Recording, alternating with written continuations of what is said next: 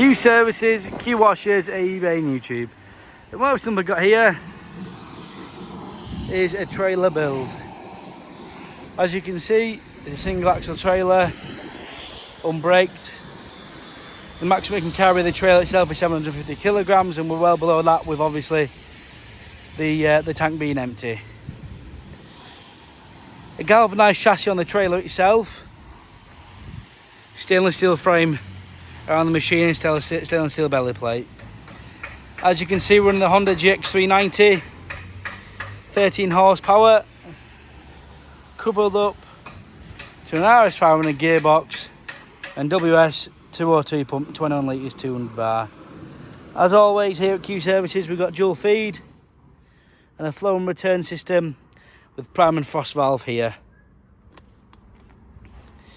We've got an option here to add in a pressure gauge, so I'll just take that out and clip it in, or just to put in a bung.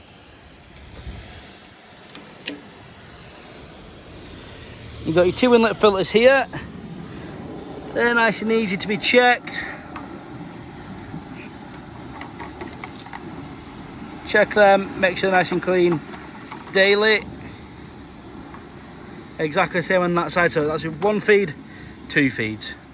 As you can see, the ball valve is open now, so in winter, this ball valve needs to be open, that ball valve needs to be open, this ball valve needs to be open, and I will also take that off there.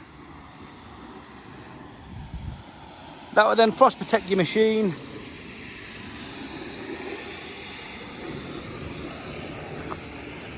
In winter.